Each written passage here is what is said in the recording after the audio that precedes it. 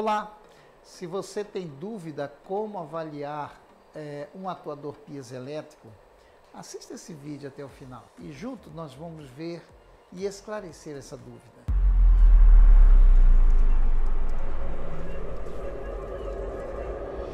Professor Nonato Santos, especialista em sistema de injeção diesel. Curta, compartilhe e o mais importante, se inscreva neste canal. Bom, hoje nós vamos falar sobre o atuador piezoelétrico.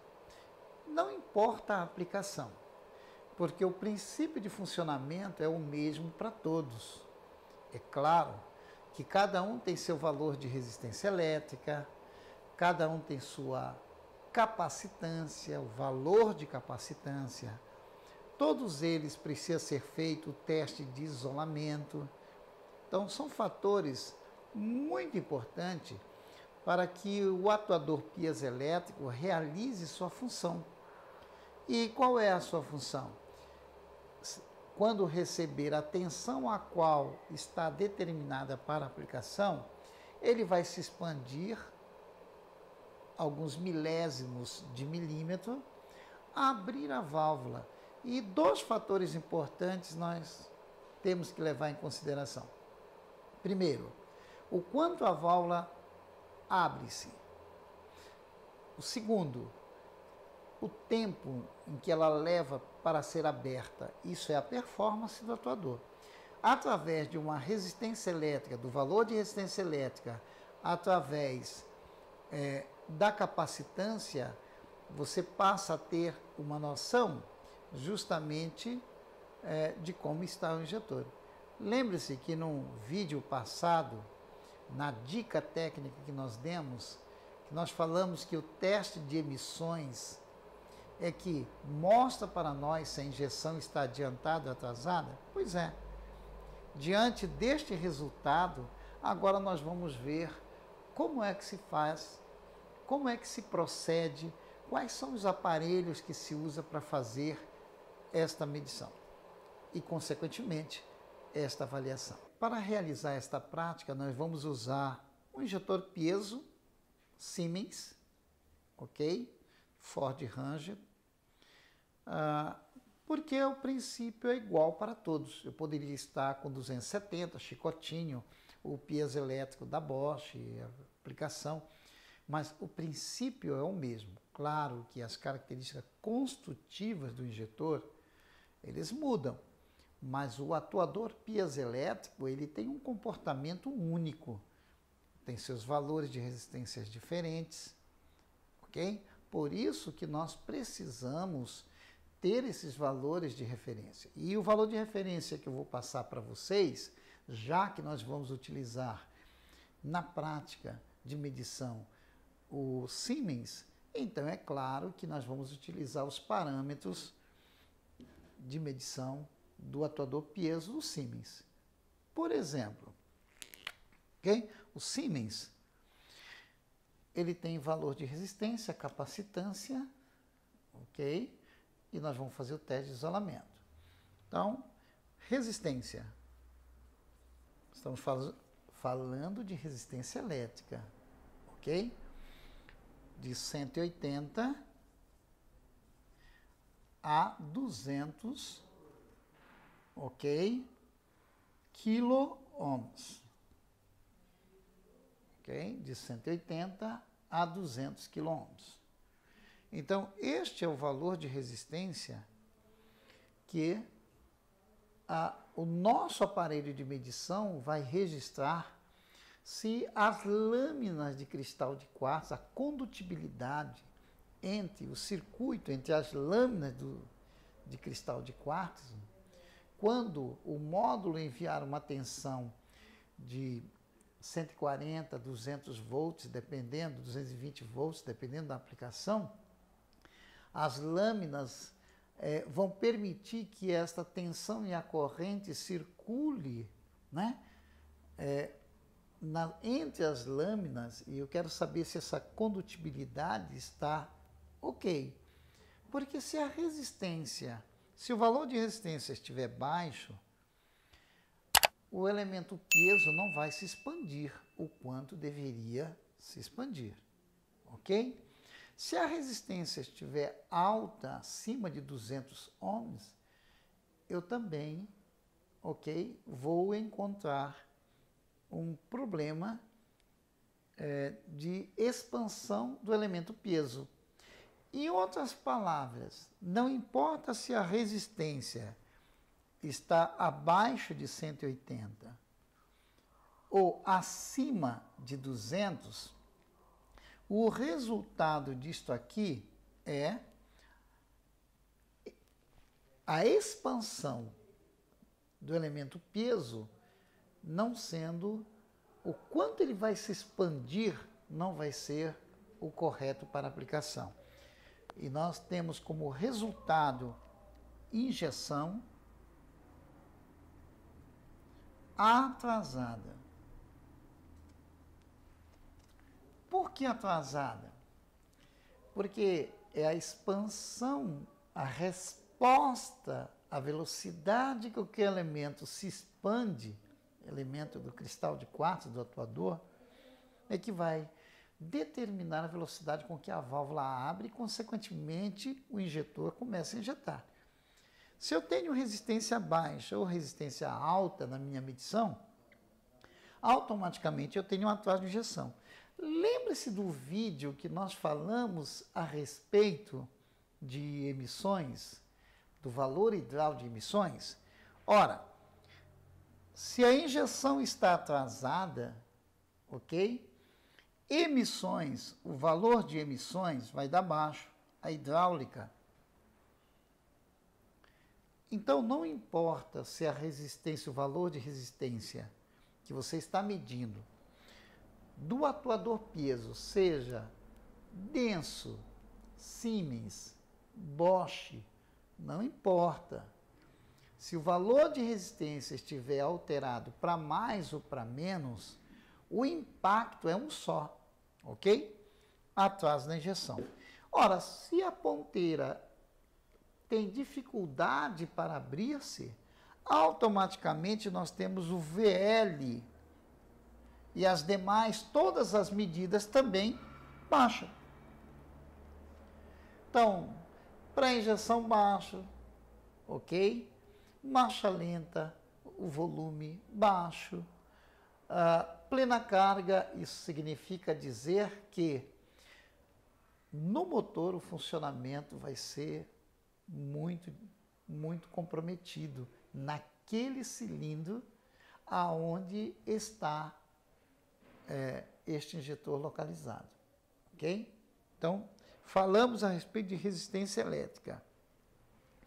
A outra situação, vou colocar aqui para não apagar, é a capacitância.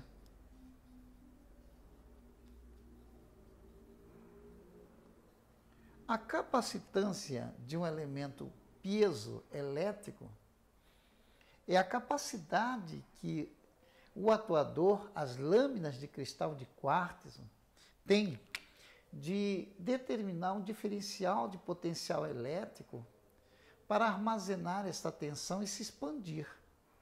Eu posso ter a resistência correta e a capacitância com problema? Sim. Sim. Ou seja, o atuador piezoelétrico está comprometido também na atuação, porque a capacitância normalmente para esta aplicação é de 3 a 3,2 microfarad, ou seja, este é o valor de capacitância em que avaliamos se o atuador está ok. Agora, se eu tenho também, vamos desmembrar aqui para não criar, passar uma linha pontilhada, vamos separar os temas, os assuntos. A capacitância, se o valor der baixo, ou se o valor der alto, o resultado é o mesmo. Injeção injeção atrasada.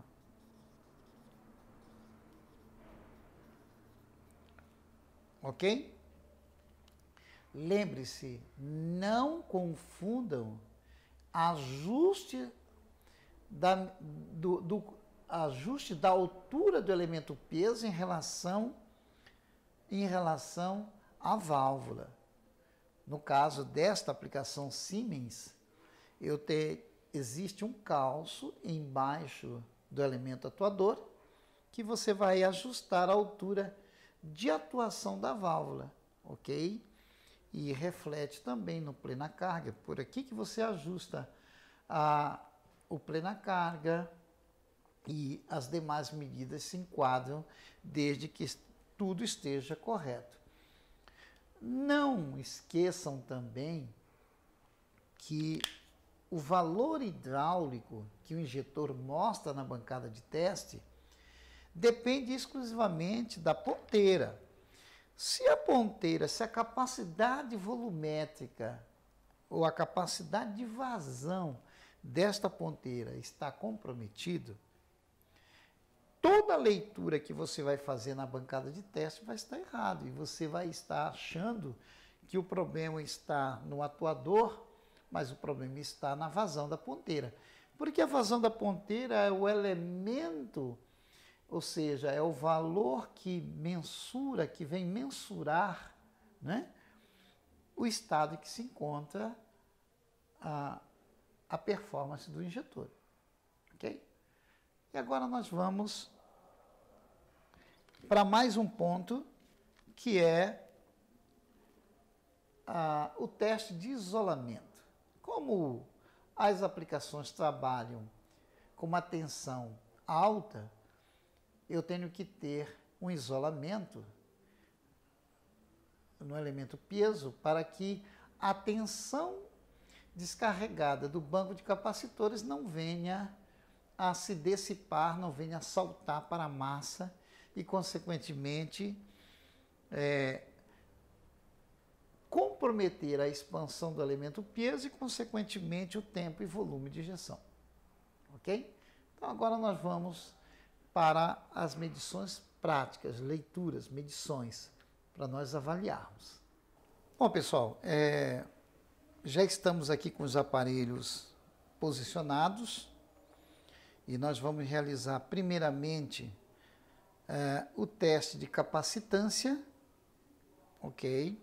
Vamos usar este aparelho aqui da Minipa, o MC155, aonde ele é um aparelho denominado LCR. Por quê? Porque L mede a indutância, C capacitância e resistência elétrica. Ok? São as três grandezas que nós vamos precisar. Bom, vamos iniciar por capacitância.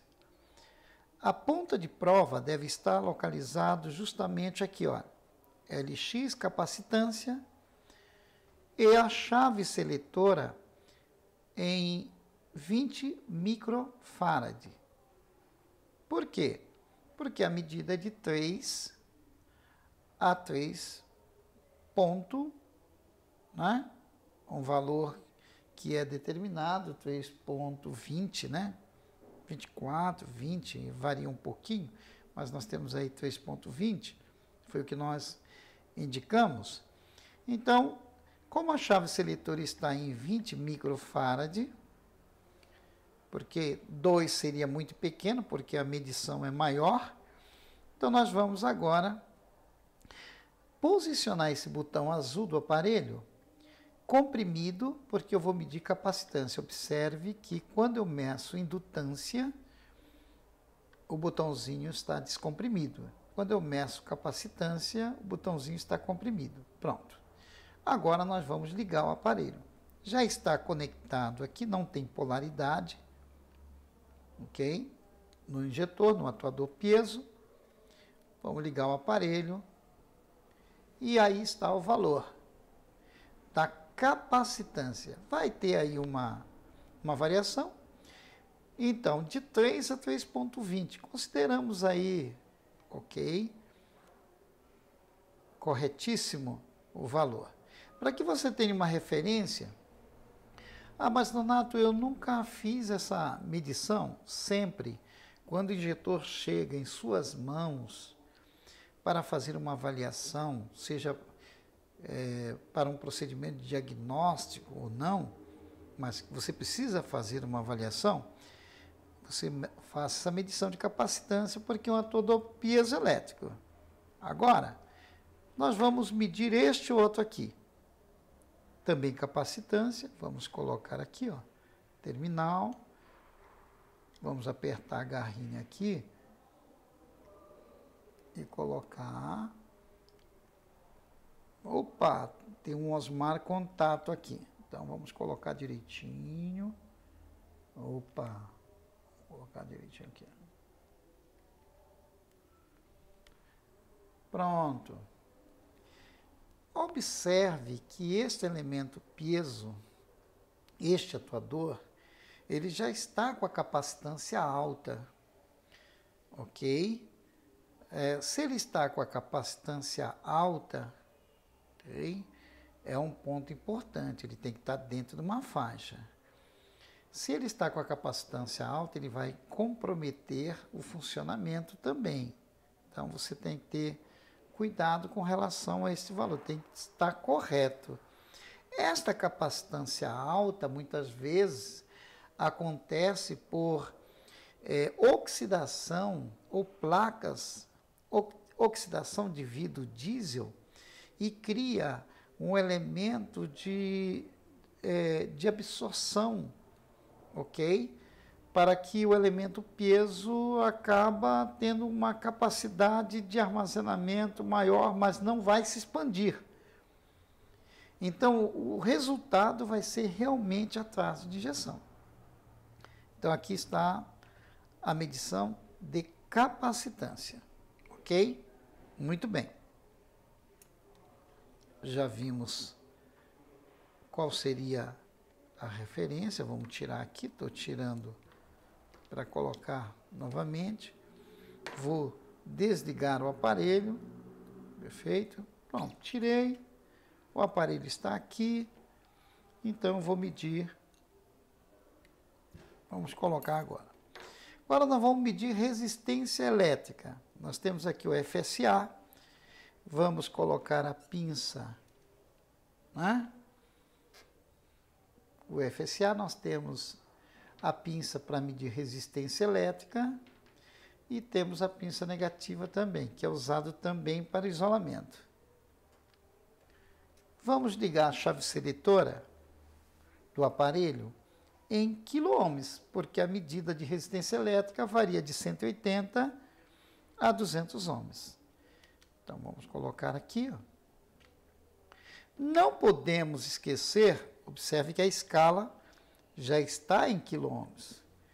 Não esqueçam de que nós temos que fazer a calibração, verificar se há perdas. Então, a ponta de prova, nós vamos unir aqui, ó. Ó, quiloohms, 0 quiloohms, perfeito. Caso tivesse ocorrendo, ok, uma variação, nós viríamos aqui, ó, na parte de teste, ok? Opa, vamos colocar a ponta de prova aqui, ó. Ok? Quando eu estou em ohms, ele habilita fazer a calibração. Quando eu estou em quiloohms, eu não preciso fazer a calibração porque o valor de resistência elétrica é muito alto. Não vai ser em 200 quiloohms, ou seja, 200 mil ohms, eu não preciso ter uma perda de 0,2 ohms. Não preciso considerar isto. Agora, quando eu estou medindo em ohms, automaticamente eu tenho que fazer a calibração. Então, o aparelho já foi projetado justamente para isso. E agora, fazendo a medição, duas pontas de prova, lembre-se que o valor 180 a 200 ohms. Então, vamos aqui, ó. Não tem polaridade. Vamos medir aqui, ó. 199, ele gravou, ó. Fez a medição de 199 quiloohms. Observe aqui, ó. O aparelho já gravou. Isso aqui é um FSA 050 da Bosch. Então, significa dizer que este injetor está com um atuador dentro do valor de resistência elétrica. Perfeito? Desta forma, nós já fizemos as duas medições. Agora, vamos nos preparar para fazer o teste de isolamento com o FSA. Retiro a ponta de prova vermelha. Vou tirar isso daqui para não danificar. Retiro a ponta de prova vermelha, que eu medi a resistência elétrica, e vou colocar a ponta de prova que é usado justamente para isolamento. Vejam, agora observe que nós vamos pegar essa ponta de prova aqui, ó. Beleza? As duas pontas de prova. O cabo, vou trazer um pouquinho para cá, por causa da nossa câmera. Então, o cabo, veja que o cabo que se faz o teste de isolamento, ele é diferente, ele é de diâmetro maior, né, do que o que se mede resistência elétrica. Vamos colocar a chave seletora, ó, como em 250 volts. Por que 250 volts? Porque a tensão que é aplicada nos elementos piezoelétrico, atuadores piezoelétricos, é maior que 100. Então, eu uso 250. Bom, agora eu vou posicionar a pinça preta em um dos terminais da bobina, do elemento piezo, e bem próximo na parte metálica, eu vou dar o start, olha, observe o aparelho, ó, olha aqui, ó, ele vai dar aqui, ó, opa, chegou no fim de escala, o resultado foi 1,6 gigas. Significa dizer que o isolamento desse elemento piezo está perfeito. Por quê? Na parte teórica, naquela introdução, em que eu escrevi no quadro para vocês o valor do teste de isolamento, nós colocamos lá, ok? Que tem que ser, o teste de isolamento tem que ser maior que 1 giga. Então, eu estou com 250 volts, 1,6 gigas. Significa dizer que, para este aparelho, o fundo de escala, para o isolamento perfeito, tem que estar em giga. Se cair para mega, 999 mega, já está comprometido, ok? Aquilo que você está medindo como isolamento, que pode ser um elemento piezo ou pode ser uma bobina, ok? Interessante que se o seu aparelho é em mega, 110 megas, exemplo, aí a sua escala para isolamento máximo é em mega, ok? Aí 110 mega. Então, se cair para quiloohms, 999 quiloohms, abaixo disso, quanto mais abaixo desse valor de 999 quiloohms, está comprometido o isolamento do componente que você está medindo, seja uma bobina ou seja um piezoelétrico. Bom, pessoal, aí nós acabamos de ver um vídeo com procedimentos que são muito importantes para nós que fazemos serviço de reparação. São informações que nós temos que ter, detalhes técnicos que nós temos que ter como base para resolver os problemas, solucionar os problemas. Compartilhe este vídeo Deixe seu comentário. O seu comentário, o comentário de vocês é muito importante, porque eu mesmo avalio esses comentários e eu mesmo respondo, e às vezes com sugestões que eu posso criar novos vídeos para poder auxiliar no dia a dia de vocês, levar uma informação importante como esta para o dia a dia de vocês, ok? Até a próxima.